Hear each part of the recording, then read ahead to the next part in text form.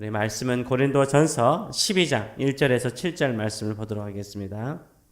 형제들아, 신령한 것에 대하여 나는 너희가 알지 못하기를 원하지 아니하노니 너희도 알거니와 너희가 이방인으로 있을 때에 말 못하는 우상에게로 끄는 그대로 끌려갔느니라. 그러므로 내가 너희에게 알리노니 하나님의 영으로 말하는 자는 누구든지 예수를 저주할 자라 하지 아니하고 또 성령으로 아니하고는 누구든지 예수를 주시라 할 수 없느니라. 은사는 여러 가지나 성령은 같고 직분은 여러 가지나 주는 같으며 또 사역은 여러 가지나 모든 것을 모든 사람 가운데 이루시는 하나님은 같으니 각 사람에게 성령을 나타내심은 유익하게 하려 하심이라. 아멘. 우리 말씀을 가지고 신령한 것의 기준은 무엇인가? 신령한 것의 기준은 무엇인가? 라는 제목으로 같이 은혜를 나누기로 원합니다. 오늘 본문을 보게 되면 1절을 보게 되면 형제들아, 신령한 것에 대해서 나는 너희가 알지 못하기를 원하지 않는다라고 말하면서 신령한 것에 대해서 이야기를 하고자 합니다. 우리 누구나 신령한 것을 알기를 원하죠. 신령한 것이 무엇인가 라고 알기를 원합니다.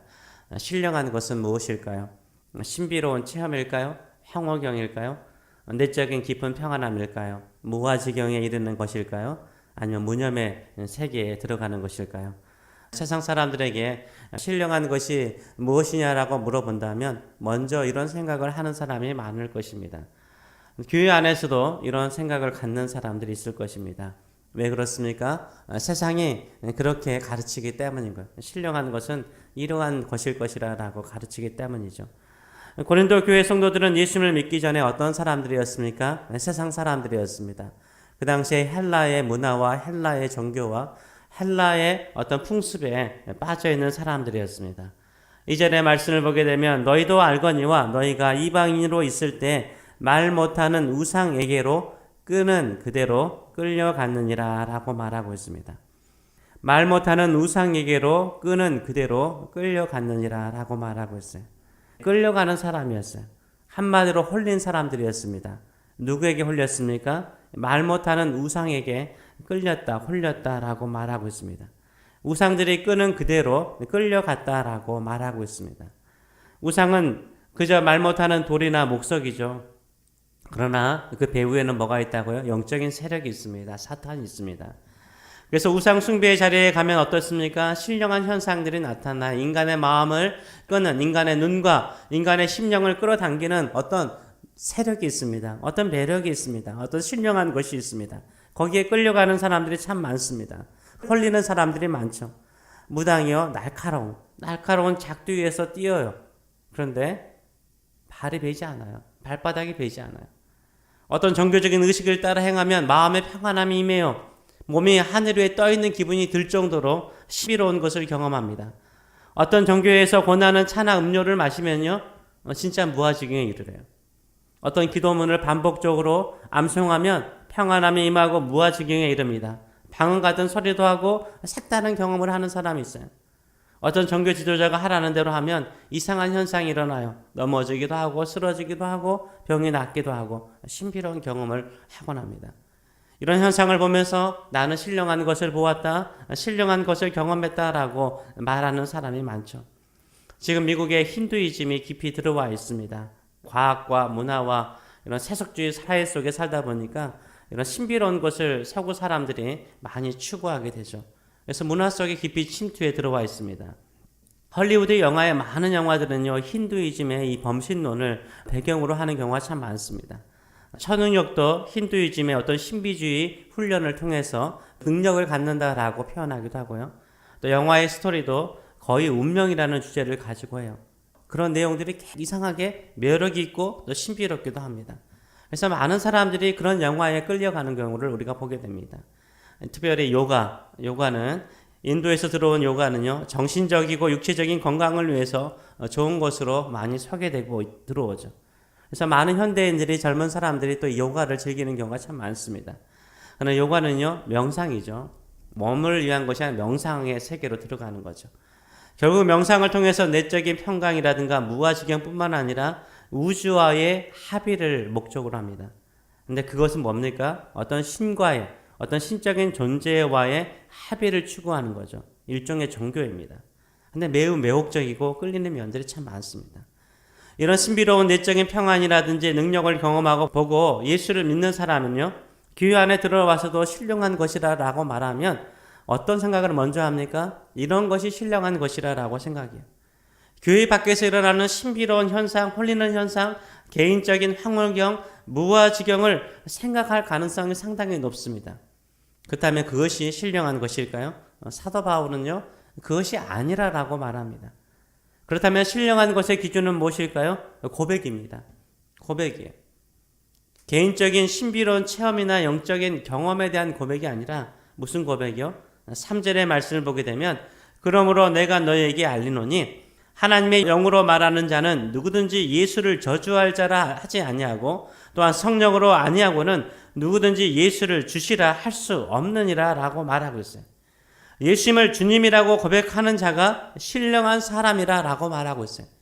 예수님을 주님이라고 고백하는 것이 신령한 것이에요. 예수님은 나의 주님이십니다. 이렇게 고백하는 사람이 신령한 사람이에요.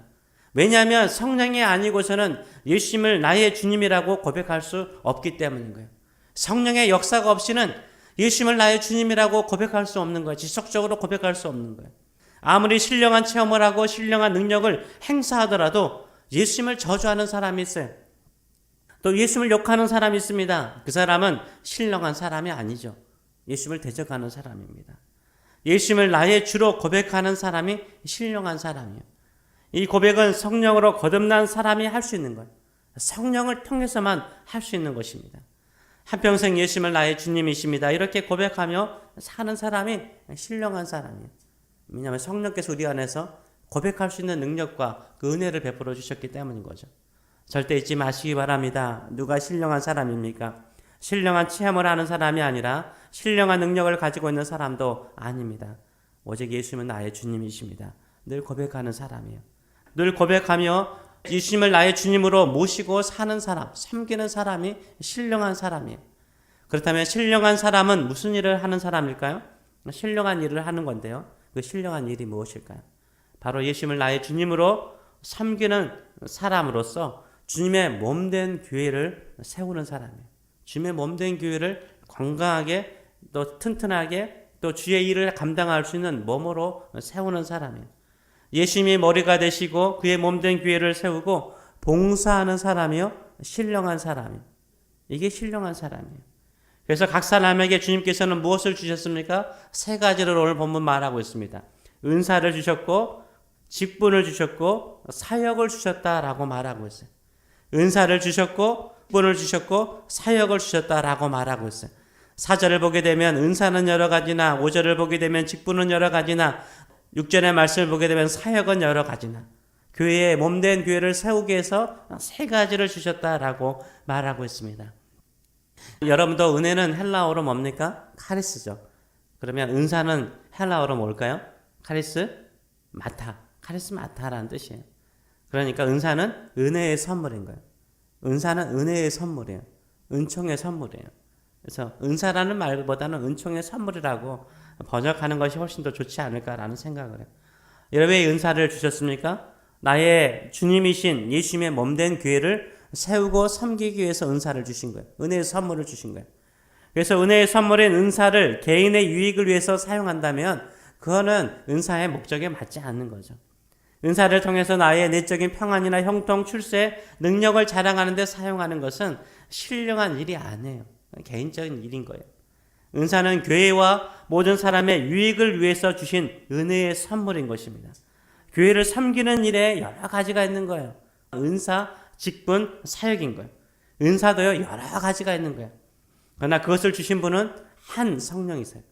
한 성령께서, 같은 성령께서 우리에게 각 사람에게 은혜의 선물을 각각 주셨어요. 둘째로는 직분을 여러 개 주셨어요. 우리가 누구를 섬기기 위해서요? 같은 주님을 섬기기 위해서. 내가 주님이라고 고백하는 예수님을 섬기기 위해서, 주님의 몸된 교회를 섬기기 위해서 직분을 주신 거예요. 섬기지 않는 직분은 직분이 아닌 거죠.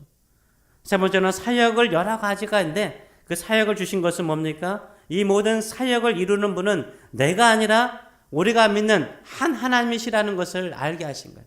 그래서 우리가 섬기고 봉사하며 사역할 때 주님께서 그 일을 완성하도록 도와주시는 줄 믿습니다. 결국 각 사람에게 각각의 은혜의 선물을 주신 그 목적은 무엇입니까? 모든 사람을 유익하게 하기 위한 것이. 은사나 직분이나 사역은 나 혼자만을 위한 것으로 사용하게 되면 잘못 사용하고 있는 것이죠. 그러나 은사나 직분이나 사역이 모든 사람의 유익, 교회를 위한 것이라면 제 기능을 하고 있는 것이며 그것이 바로 신령한 일을 하는 것입니다. 신령한 일을 하는 거예요. 예수님을 나의 주님으로 모시고 주님의 몸된 교회와 성도를 내 은사를 따라서 내 직분을 따라서 내 사역을 따라 섬기는 것이 신령한 것이에요. 예수 그리스도의 몸된 교회를 섬기는 것이 신령한 일을 하는 것입니다. 왜요? 이 신령한 일을 할 수 있는 사람은요, 예수님을 나의 머리로 고백하는 사람이기 때문입니다. 이것은 성령을 통해서만 일어날 수 있는 거예요. 그래서 성령을 통해서 예수님은 나의 주님이십니다 고백하며 그 고백하는 마음을 가지고 주의 몸된 교회를 섬기는 사람이 신령한 사람이에요. 그래서 은사나 직분이나 또한 사역을 바로 이 나의 주님 되신 주님을 섬기는 마음을 가지고 몸된 교회를 섬겨 나가시는 저 여러분 되시길 축원합니다. 그때 그 신령한 일을 통해서 주께 영광 돌리는 인생을 살아가게 되는 줄 믿습니다. 기도하겠습니다. 살아계신 하나님 아버지, 우리의 구원은 우리 자신만을 위한 구원이 아니라 우리와 우리의 이웃들과 또 우리와 함께 신앙생활하고 주의 몸을 이루는 또 성도들을 위해서 몸된 교회를 위해서 사역을 또한 은사를 그리고 직분을 주신 줄 믿습니다. 우리가 이것을 통해서 주께 영광을 돌리는 저들의 삶들이 되기를 원합니다. 주님이 사랑하고 주님이 세우신 몸된 교회를 사랑으로 은사로 직분을 따라서 사역을 따라서 섬김을 통하여서 우리의 삶이 신령한 삶이 되게 하여 주시고 항상 섬길 때마다 예수님이 나의 주님이십니다. 예수님이 나의 주님이십니다.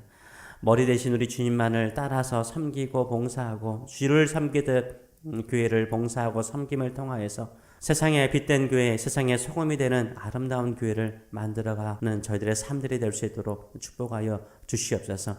교회가 세상의 소망인 줄 믿습니다. 건강한 교회, 튼튼한 교회, 주의 복음을 전하는 교회, 참된 빛의 역할을 감당하는 수많은 교회들이 다시 한번 일어날 수 있도록 교회 안에 부흥의 역사가 일어나도록 축복하여 주시옵소서. 사랑하는 우리 자녀들 늘 그들의 마음과 심령을 붙잡아 주셔서 예수 그리스도를 인격적으로 개인적으로 만나는 역사 일어나게 하여 주시고 주의 몸된 교회를 섬기면서 봉사하면서 주의 복음을 증거하는 우리 자녀들의 인생이 될 수 있도록 신령한 자 성령으로 거듭나서 예수님을 나의 주님이라고 고백하는 우리 자녀들의 삶이 될 수 있도록 축복하여 주시옵소서. 감사드리며 예수님의 이름으로 기도하옵나이다. 아멘.